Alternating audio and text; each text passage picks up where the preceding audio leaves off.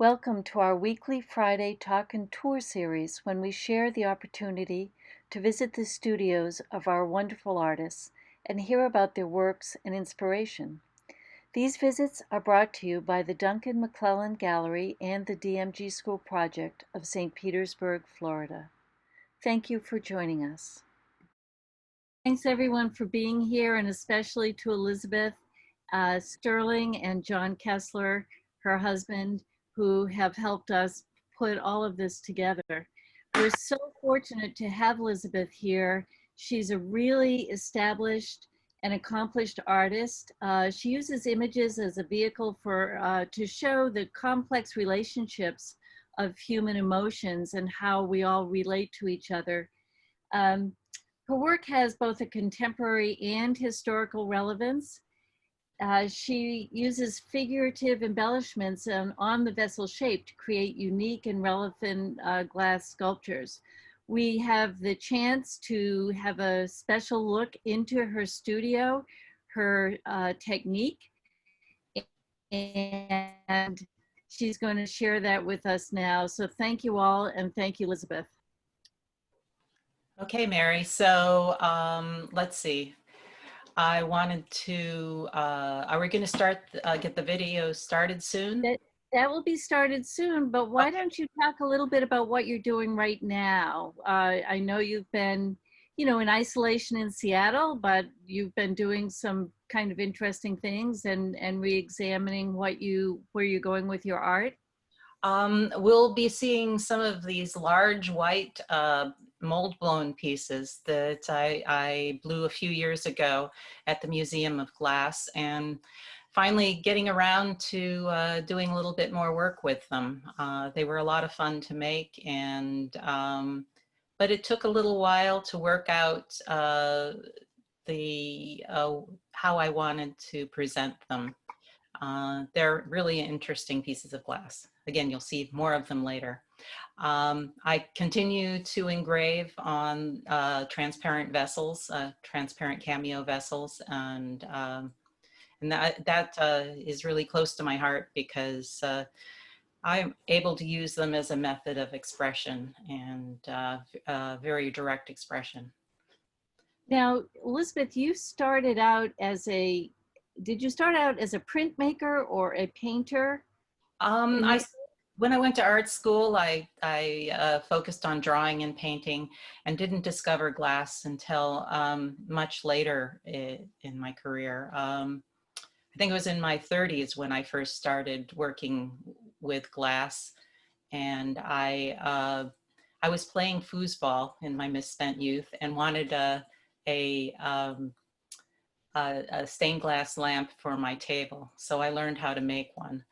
And then since I drew and painted, I decided I wanted to draw and paint on glass. So when I was living in Minneapolis at the time and was unable to find somebody to teach me there, but I found glass blowing classes. So I started blowing glass. And from there, I learned about Pilchuck and then started going to Pilchuck every summer for a while and learned to paint on glass there and then later engrave. And was there a particular instructor that taught you how to paint on glass? It was Elvin Elskis, and he was a Czech painter and probably the best known of the glass painters. Well, what a unique and fortuitous event.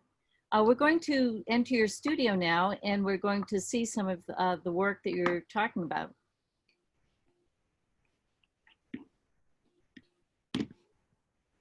And Elizabeth, please feel free to tell us all about what we're going to be looking at.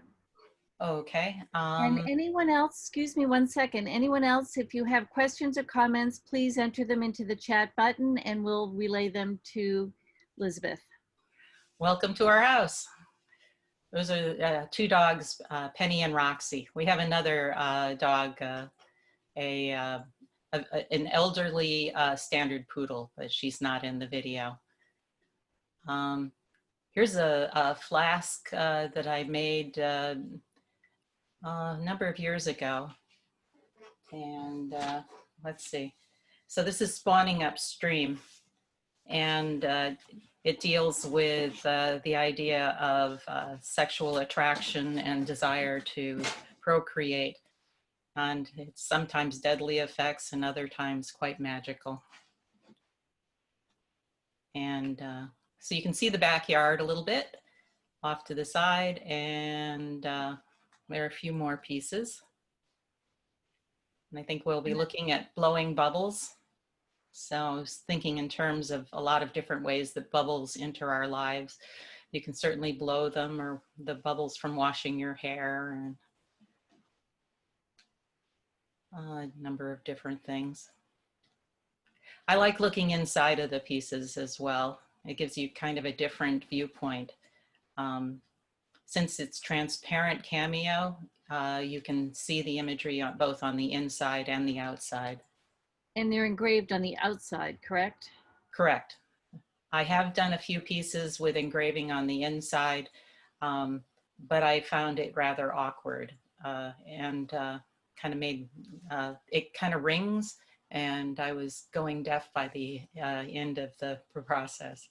So just the red piece was Catching a Thermal. And here is Madonna and Child. And I thought it was, the idea of a test tube baby was very interesting. I have a distant cousin who was one of the first test tube babies. Wow. And here's what you gonna do? A pup's gotta chew. And it was, I made this when we got one of our dogs as a puppy and had to remove all the plants that were unhealthy for dogs from the backyard. And Irene says it's great that you have dogs and the glass in your home, and there he is. Yeah, that was Penny. And we're going to growing season. And I do a lot of gardening, and so my garden's very important to me. I think of gardening as a very nurturing process. You're helping things to grow. But it also relates to your family, correct? Oh, I think so too. Yeah, it's all that nurturing thing, and there's a dependence upon one another, just as the garden needs you. The family does too. So I did a series of engraved copper and engraved glass. The white pieces are white cameo glass used as details to highlight sections of the engraved copper. And what made you start with the copper engravings? When I was engraving the white pieces, it looked like they extended beyond the piece of glass, and so I started working on the copper to extend the imagery. This piece is Don't Be Rash, and it talks about how in relationships you really shouldn't jump in. It's kind of like jumping into poison sumac and finding yourself regretting it. Giving it a little thought first helps. Another one of the 4 panels of the community series.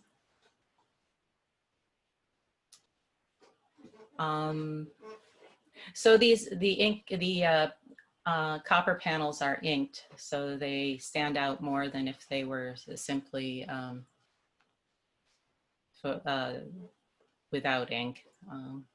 Here's a little engraved panel that I had used as a demo piece for a number of years. Whenever I did a demonstration, I would bring this, and I finally finished it at the Museum of Glass.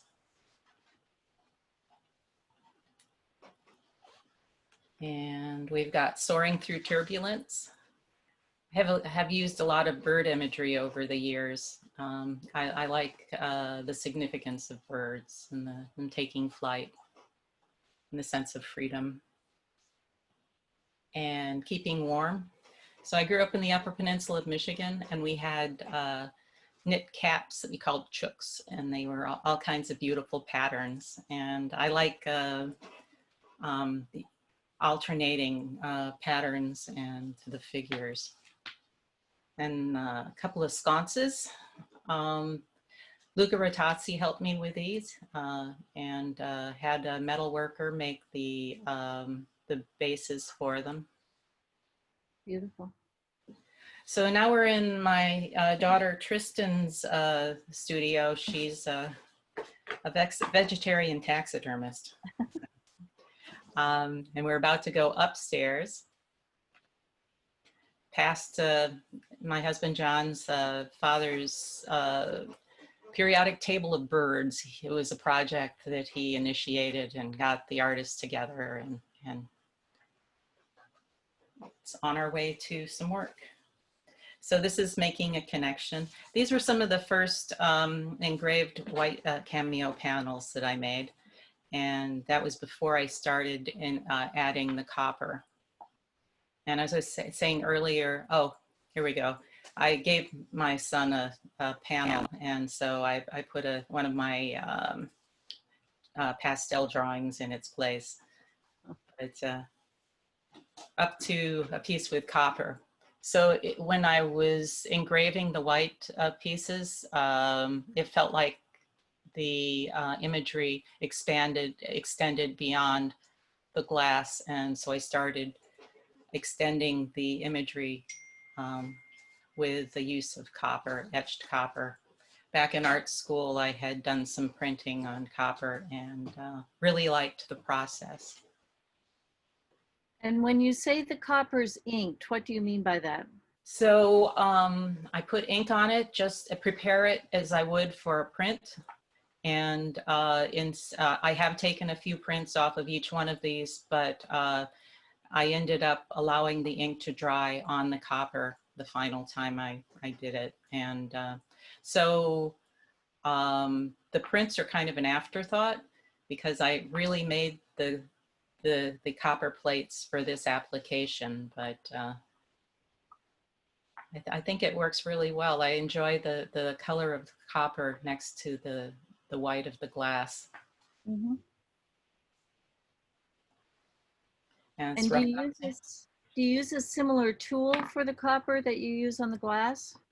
No, it's actually very different. I'm using a mask, a ground mask, and scratching through it through the resist, and then dipping it into acid multiple times in order to etch the surface. This is a series that I made for a show in Fort Vernon in the Netherlands, and it was based upon World War II posters. Some of them are my take on the posters, and a couple of them I came up with imagery on my own, like this one. Okay, now we're in the front yard. A bird just flew into the greenhouse, and I'm sure it'll fly out again. I've enjoyed the greenhouse. There we go. And we're going to walk under the arch of beans, and then another arch with a kievia, and to the backyard gate.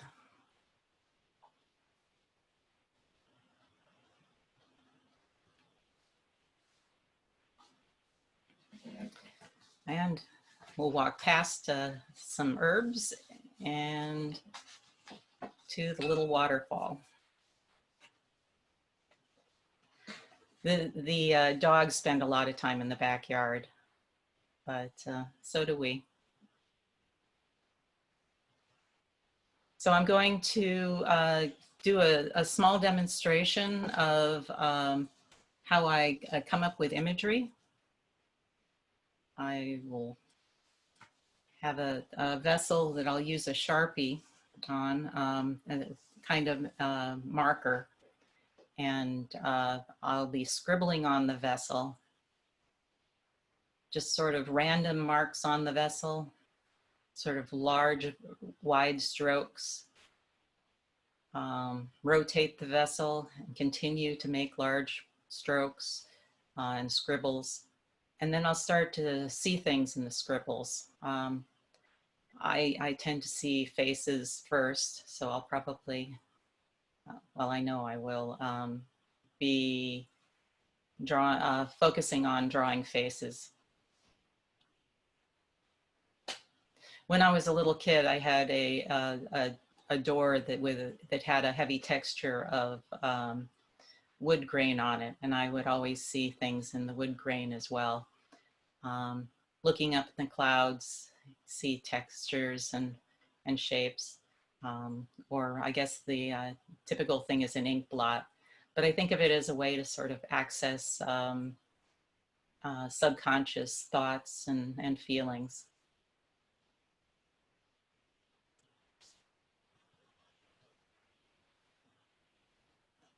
So this is a very quick example of how I come up with imagery. If I were to do it in actual time, I would be spending all day working on the vessel. Sort of, I try not, when I'm doing this, I try not to think too hard about what the imagery is going to be, and I just allow it to happen. I think my subconscious is a lot smarter than I am, so just sort of allow it to occur. And it's the time I spend engraving, I'll think about what all the images mean and why one figure is next to another, or if there are things that have significance, you know, why they're there. Once you start engraving, do you change your design? Uh, I stay very close to what my ink drawing is, because once I come up with the ink drawing and start to engrave it, I'm committed to the engraved, the linear engraving. Sure. Um, at times I can make alterations and change things a bit, but basically each step has creative decisions that can be made. Sure. Right now it's coming up with basic imagery. So you feel that the psychological importance kind of emerges and becomes apparent to you as you go deeper into working on the vessel. Yeah, I think so. If I allow the imagery to happen, you know, there's a little bit of magic that occurs. You know, you just sort of, if I try to impose something on it, give it too much conscious thought, then it really isn't from the subconscious. So I I can think still. go ahead. You've used the term lucid dreaming for your work.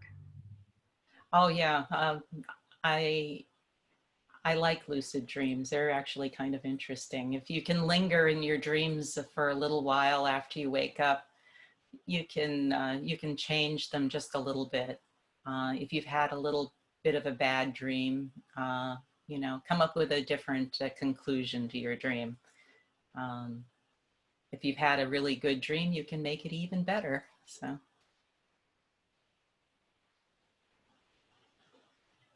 So we have a question. Jason's asking, what type of micromotor and tool do you use for your carving? I'm using an NSK tool. They're a company that is Japanese, and they make dental tools. So these would be the same tools a dentist would use, dental. Um, they are a dental tool, but they use burrs that are a little bit longer, they might be more like the surgical burrs rather than the ones that are used in your mouth. So, and the idea with this particular piece is you end up, as I work on it, I end up getting imagery in the round rather than just on one side. And we've got a fig tree. And this week was the fig harvest. So you got lucky. And the dog wants to play and run in with me. She thinks the fig is going to be a dog treat.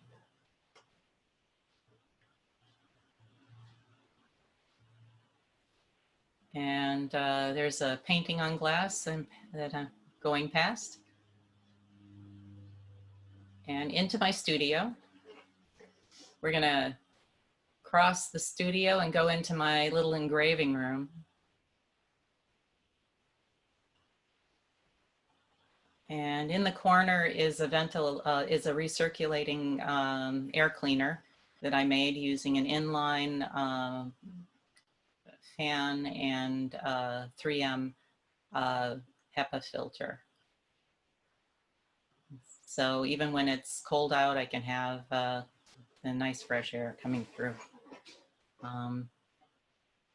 And you can see a collection of burrs. And oh, there's that my engraving tool.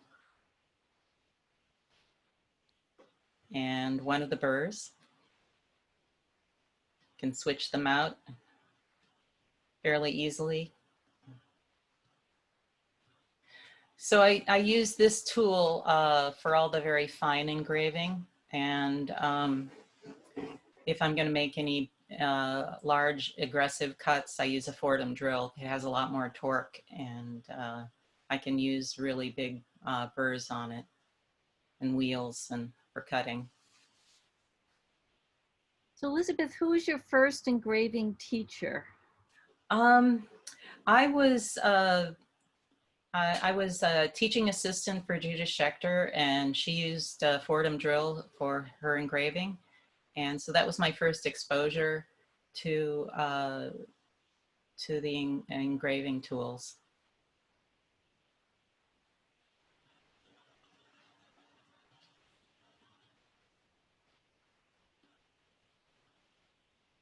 And so Yurji Harkuba was engraving teacher. You're using a sponge here. Don't people usually have a hose with water coming down? You can, but I have used them in the past, and they kind of got in my way. The advantage of the sponge, it's like keep it simple, keep it simple, stupid. I guess it's the KISS rule. I can control how much water I'm getting, and I'm able to wipe away any dust. And there are times also when I'm using a really aggressive large wheel, I can put the sponge directly over it, and it controls any splash and gives it sort of the ultimate amount of water.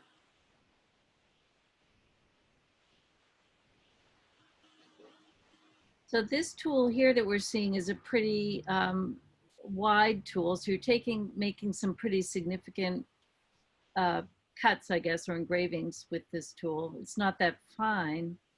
Well, there are finer ones, but I try to use as large of the burr as I can in order to get as much cutting as I can at a time, and also it gives smoother results. The smaller you go, it can take a lot more time and look kind of choppy too. So I had already, on this piece, I had already done a lot of roughing in on it. And what I'm doing now is basically adding the details, sharpening up edges and adding little bits of details.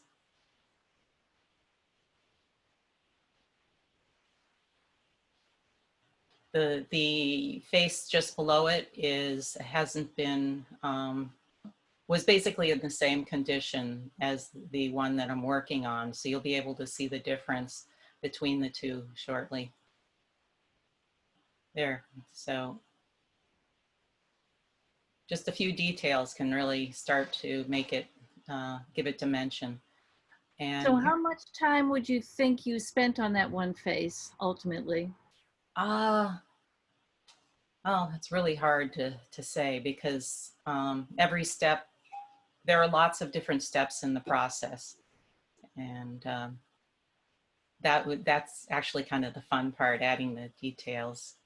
But here are some of these large mold blown pieces that I blew at the Museum of Glass. And so you can see a mock-up of what it would look like with 3 of them stacked, and with the dowels represent the copper pipe. So I would have a copper pipe on either side of the glass. And here are 2 that are laying on their side. They're not quite ready to stack up yet. And when was that, Elizabeth?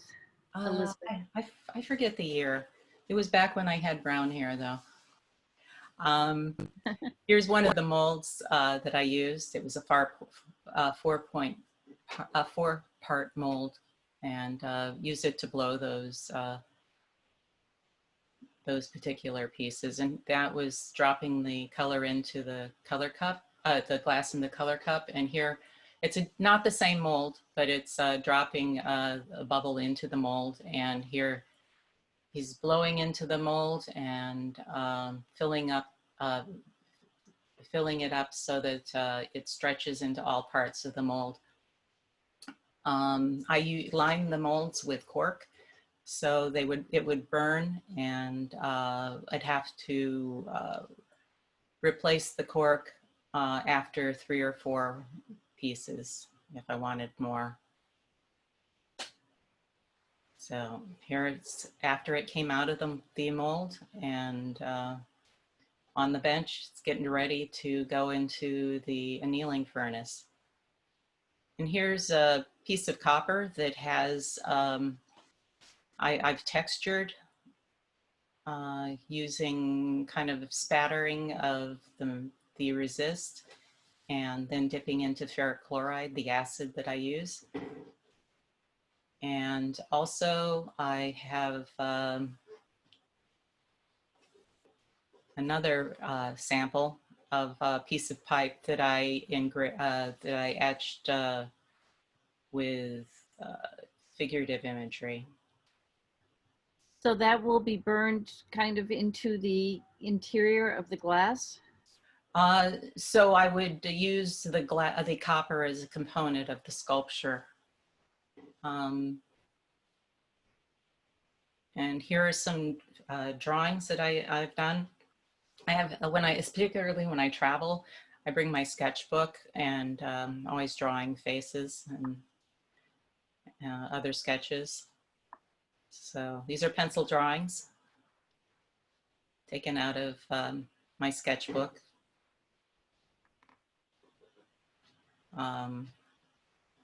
I put up a sheet metal cover to the wall, and then I use magnets to hold them in place.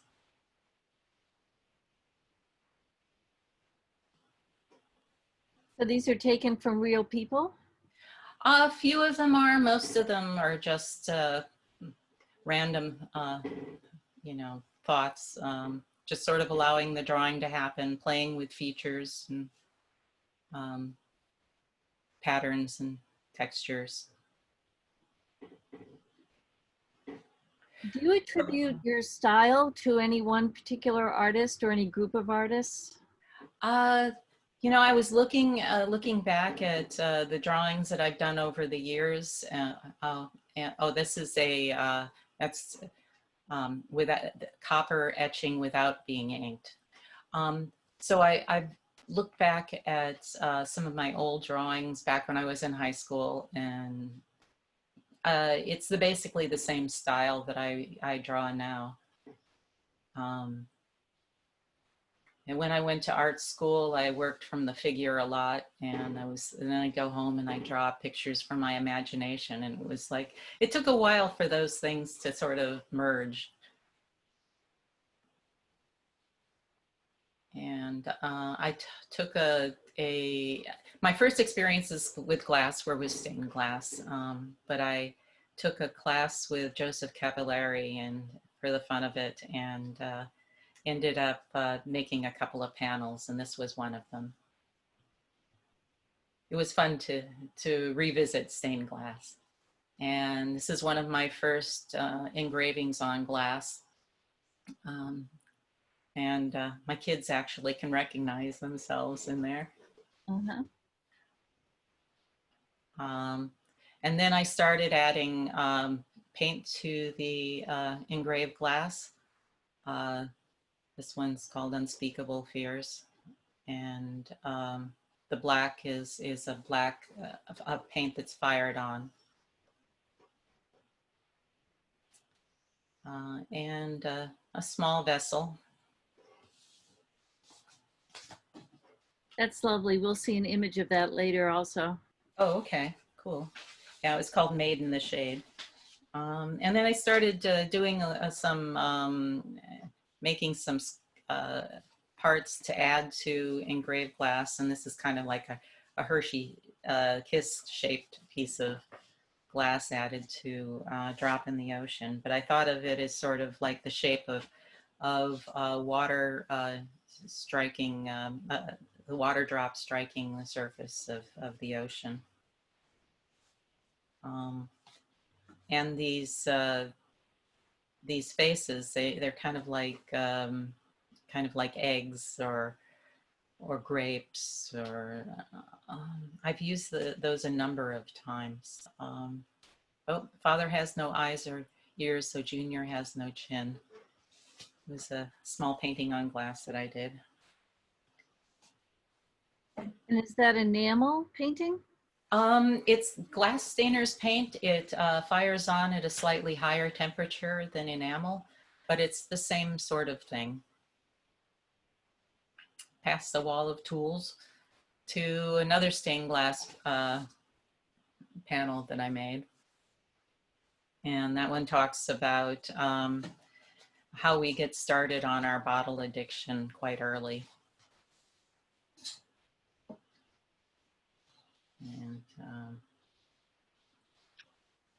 And up here, we've got meeting and greeting. And that's, the woman is wrapped in poison ivy. And it's like, you have to be careful about who you shake hands with, especially now. Right. I've got a wall of shelves in the studio. And we've got thorns and honey. So this piece has an inner wall. I have several with an inner wall. And it was a project I did with Luca Rattazzi, coming up with the method of getting this inner section. And I like the symbolism of the wall inside of the vessel. And these two pieces of glass were actually they were cut from one piece. So if you turned one over, it would nest into the other one. So in these works, the white or the clear glass is on the interior, correct? And then the color is on the exterior?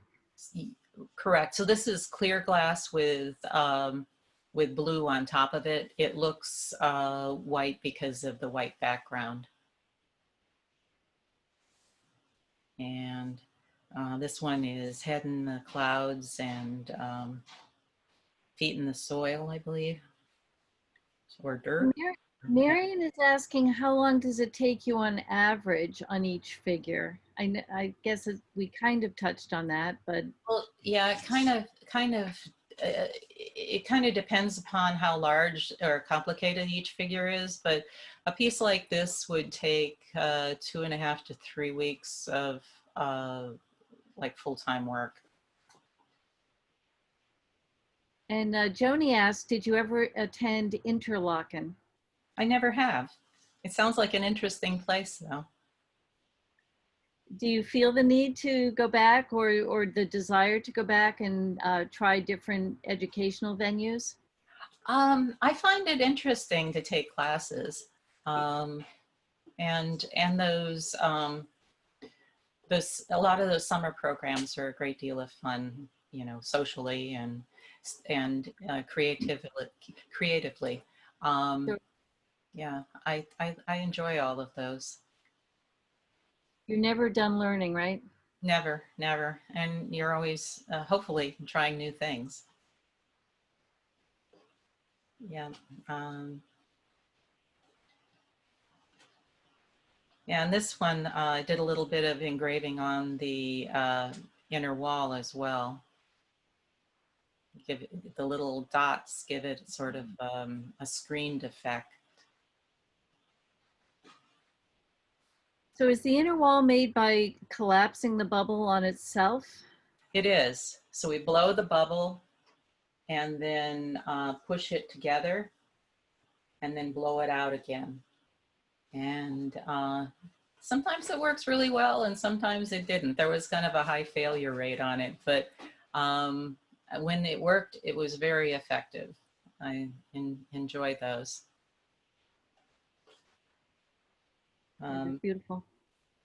yeah, I think of it as sort of separating the vessel into two different sections, and then there are also boundaries and borders, and you need to cross. So this is a big gulp and a tiny sip. I think of this as a Florida piece, and so I don't think you have had this one yet. We might have to send it to you. Well, we need it.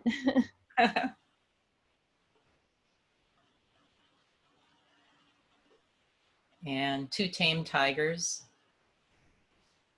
Um, so I thought of the people on it who are with their striped shirts as being very adventuresome and cat-like. So I How do you call them decide to do tigers. the exterior cuts, to form the lips of the vessels and the other design cuts that you make? As I'm drawing on them, the cuts and openings and windows into the interior will kind of suggest themselves. With the transparent pieces, I can actually see uh, through the piece to the other side, um, and so can think about how the openings will be, how it will affect the way you see things. With the more opaque pieces, the darker pieces, uh, it's nice to have the openings just to bring in more light and so that you can peek through and see to the other side. I love the interaction, not just of the imagery with the interior and exterior, but also the way you use the forms of the vessels and the lenses and the cuts, as you say, to bring the vision in and then out again. So it's kind of all the same way of looking at through the images into our interior, really. Oh, yeah, I agree. And as you walk around a piece, you can see, you can look at it and see how the figures like change places with one another and slide past one another. And basically they're interacting with one another, and the relationships are more dynamic that way.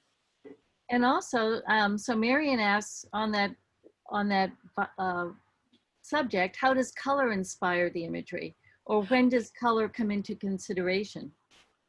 Um, well, when I first pick out a vessel, I've got like a wall to work on. I've got a wall of different colors of vessels to work with, and it's sort of an impulsive thing, you know, what color inspires me today, and and I think the color will also help to suggest the imagery.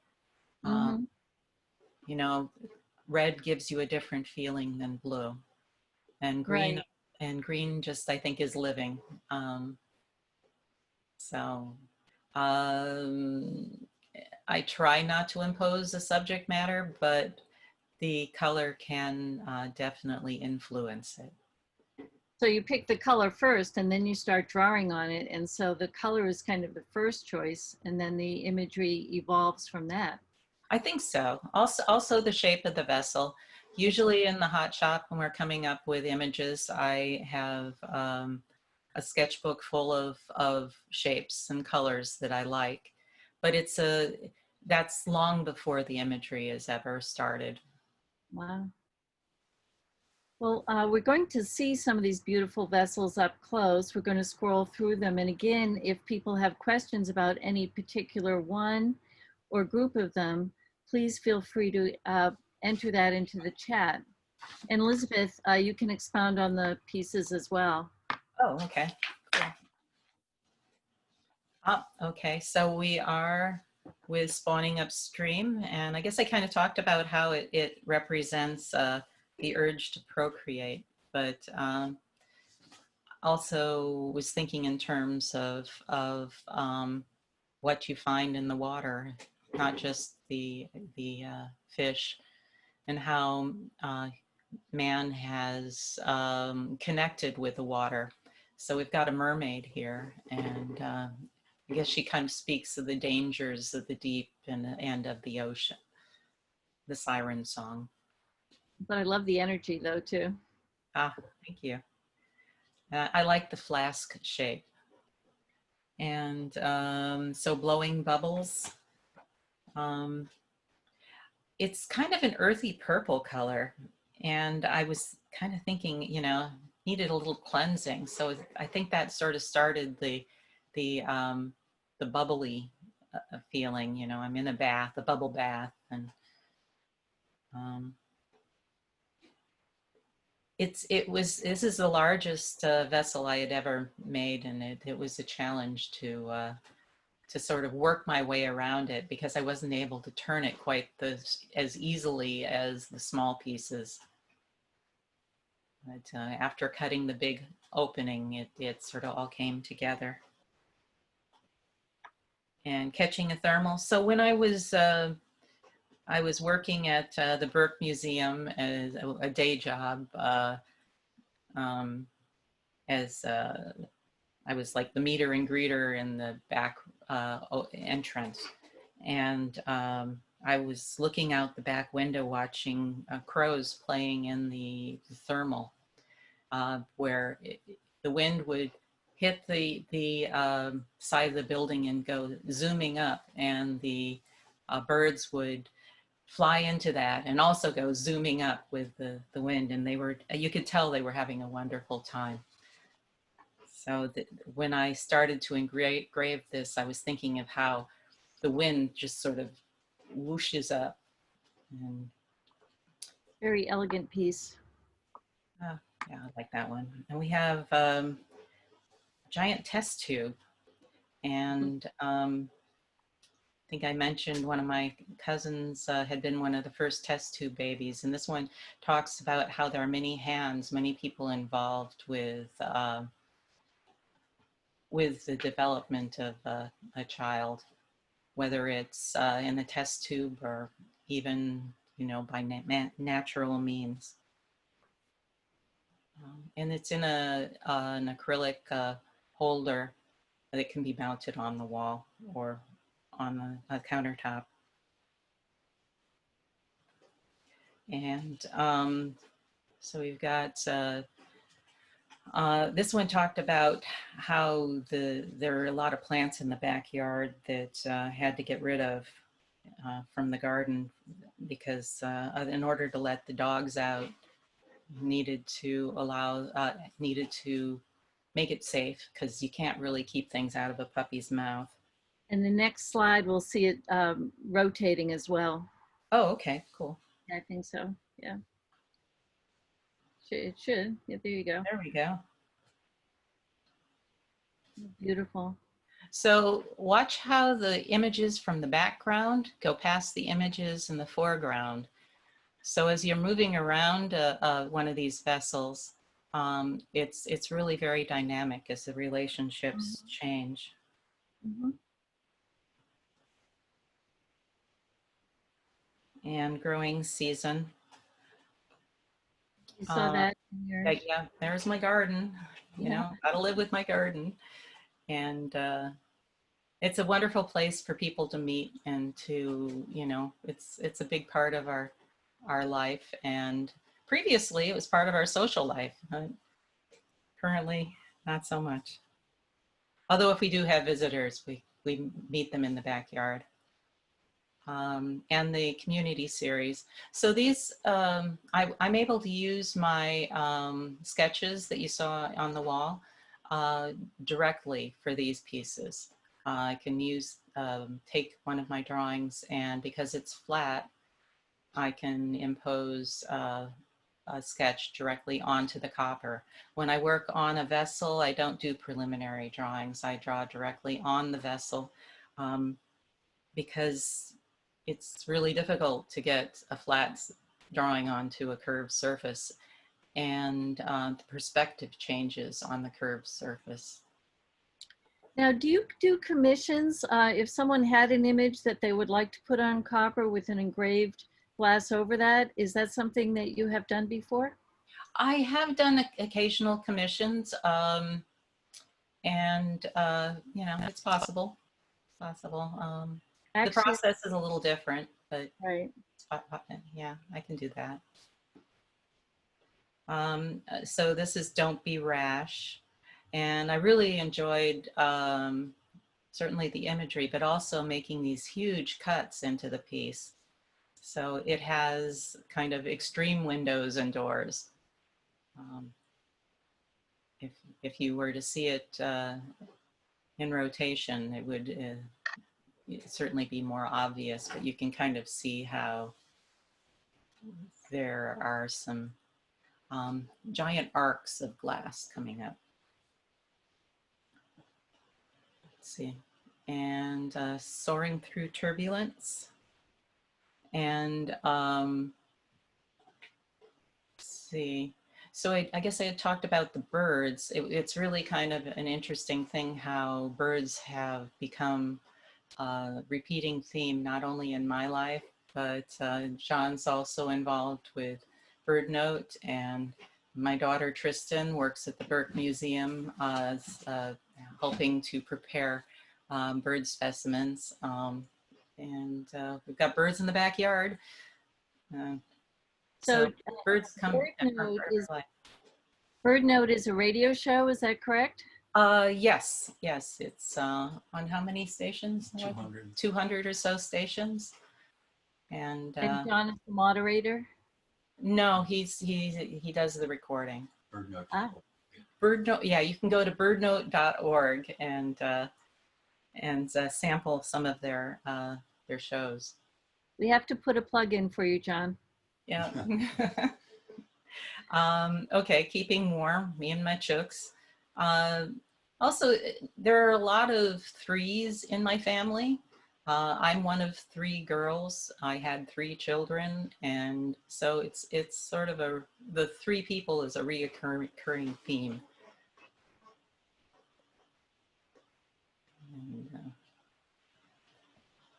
And we have the two wall sconces. Um, so there's let's see, they were a bucket full of rain and a secret to tell.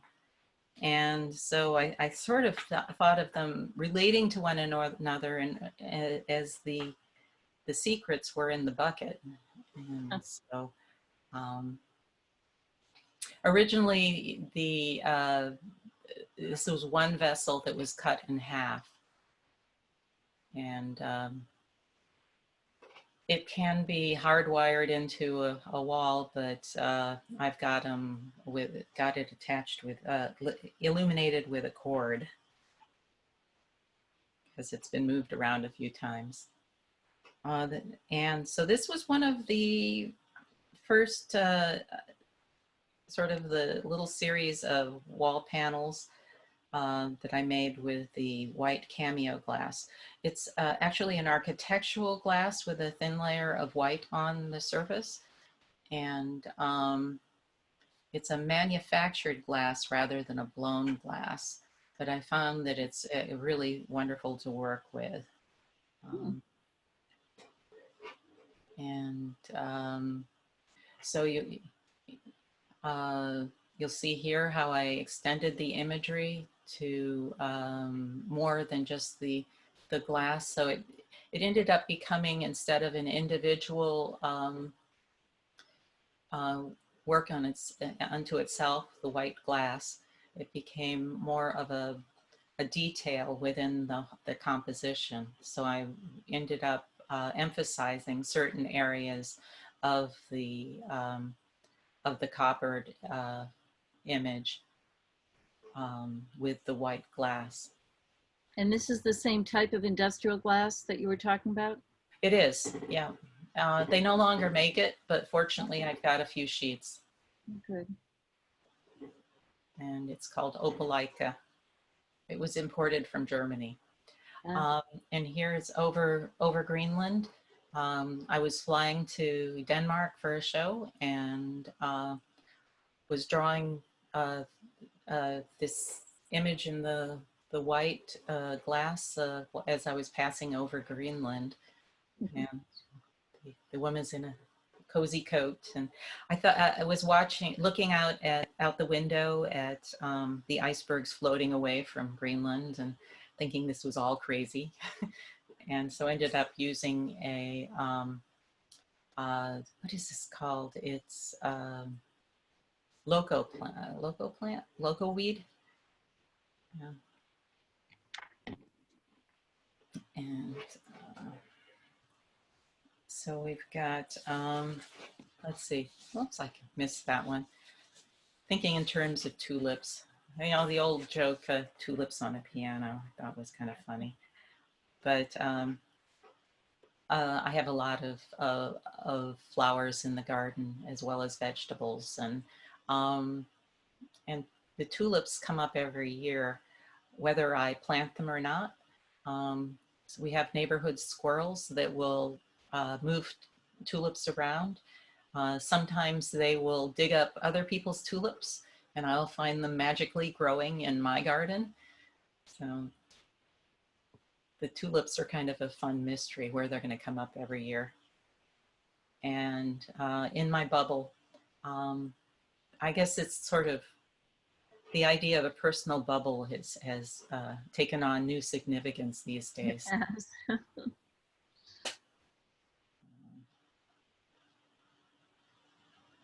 And roughhousing. I just like the idea of kids playing, and they play in all kinds of different ways. Um, has a maple tree in the background.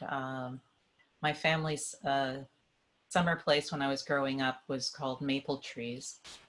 So it's one of those trees I associate with kids, and of course roughhousing.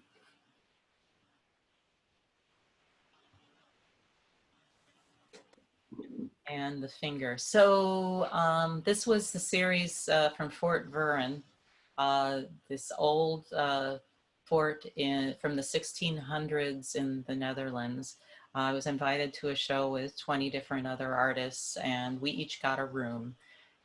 They're kind of dank and claustrophobic, and my room had a little window with bars on it, and there was water dripping from the ceiling, and there was a tiny window, a tiny door that went to my room. You had to bend over to get through the door to see it, and uh, every artist had a room, and I was able to show this series there, and I chose to base it upon uh, what is it called? Um, Posters from World War II. This one was a very direct take on the Uncle Sam poster. Um, but Oh, each one I put beautiful. my own twist on it. So there were thousands of people that went through this fort every year. So was well attended. And this one is Rocket Envy. and I was thinking kind of Cold War tensions. These are also relevant right now. Oh God, yes. Yeah, Rosie the Ripper,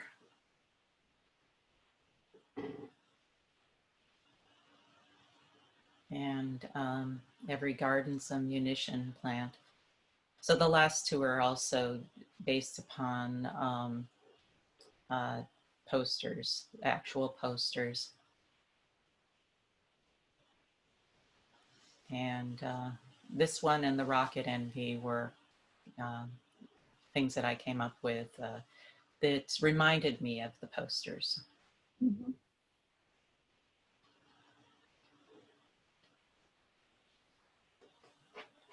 So And this is that piece we saw on your windowsill. oh yeah, Made in the Shade. This is a small older vessel. When we were in the hot shop, used we made basically a navel in it by pushing the side in. So that little opening is actually in an indentation in the glass, and a drop in the ocean. Um, I enjoy the imagery of rain and drops. Um, do live in Seattle, and we have a lot of rain and raindrops. But it also, I think of water as the stuff of life. Um, I enjoy going in my gardening and actually watering with a hose, getting things wet. Uh, and I think that's all a part of this. The top of the drop is also the stem of a flower. And and there's the woman wrapped in poison ivy. Um, yeah, you do have to be kind of careful. Again, it takes no new significance these days. Right. Um, and Thorns and Honey. Um, so I think of the flowers as being a source of the source for the honey that the bees get. We have quite a lot of bees in our garden, so every flower is kind of a little honey factory, or the and even the ones that are thorny are they're the basis of something very sweet. Um, I've just had a lot of fun with people dancing and gathering. And it didn't seem to me like they had any purpose of dancing and gathering, just sort of the joyfulness of it. With the two pieces of glass, they kind of dance around one another. Sure. Yeah. And Head in the Clouds, Feet in the Soil. Is, the cloud imagery is something I've used quite a bit. And the idea of kind of being spacey and not knowing where you are, but still needing to get your feet grounded Sure. is important to me. I also feel like every spring I need to go out in the garden and get my hands in the dirt. That's part of grounding as well. And pescatarian. Um, I I have a lot of imagery in this of fish and people interacting. You can actually see a woman to the left cradling a fish like a child. It's like we love fish in all different ways, and also they're quite yummy. So, um, and Ascending Order. Uh, I am one of three girls, and I'm the oldest. So I had been thinking about how birth order affects how you develop and grow, and how that how the order of birth, you can either think of it ascending or descending, but it's all kind of equal in the end.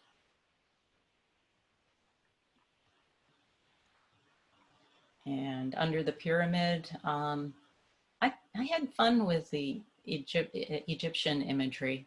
Um, I liked the idea of Horus and the snake, and all different. As you rotate around the piece, you would be able to see a few other things. But I think Egyptian imagery, like the paintings in the tombs, are incredibly beautiful. Sometimes when I'm drawing, I find myself drawing things that I can then reference later. And, this one's Bloom, and it's another one of the inner wall vessels. And again, garden imagery. And here we are, a big gulp and a tiny sip. I enjoy going to Florida. I really love it. And the pelicans are pretty amazing. So I've seen both the brown pelicans that dive and the white pelicans that fish in a circle. And they're both pretty cool and fun to watch. Well, we'll get you back real soon. Oh God, I hope. Two tame tigers. I kind of had fun with this shape. Can't see the tigers, but you can see the ivy and the opening. And I enjoyed opening this one from top to bottom. Just sort of look that way. Oh, okay, we've got some snails here. So the snails have, they're really slow, but they can totally destroy a garden overnight. I have no idea how they can eat so much so quickly, and they're just really. There must be a lot of them. Sometimes I put out little cups of beer for them, and they have a party that they don't survive.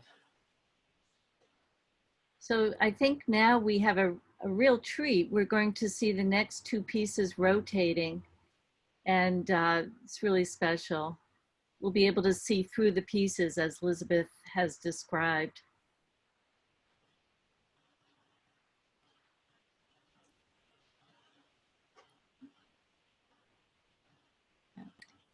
Yeah, so with one face goes past another, the dynamics change.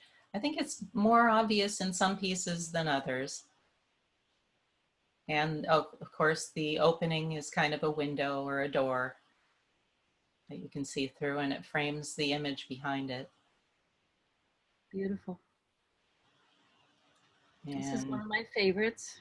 With meringue on top. Yeah. Yeah. And I love how the cutting also, it's very floral. It's very much like the plants in your garden and botanical shapes. I enjoy organic shape, and I think the shape of the vessel is also rather organic on this one.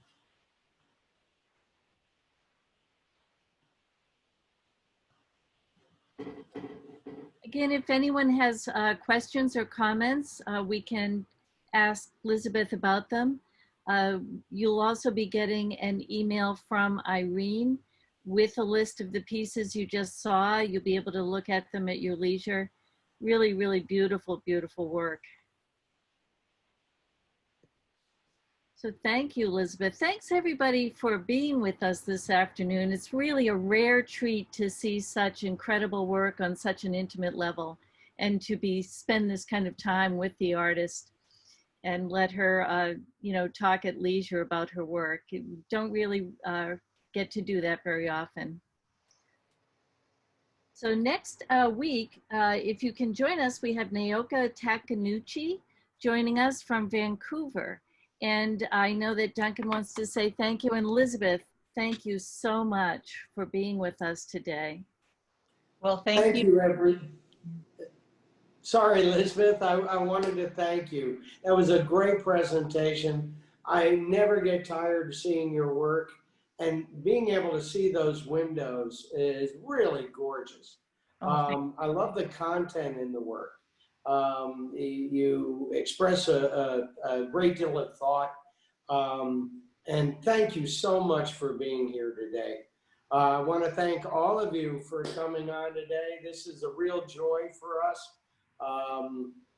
We get to learn so much more about the artists, and it's really wonderful to be able to go into their studios. Um, there's things that we don't get to see or know about, and it's amazing how this Zoom has connected all of us. So thank you for being here, and we'll see you next week. Thank you, everyone. Thanks again, Lisabeth and John. Okay, bye-bye. Bye.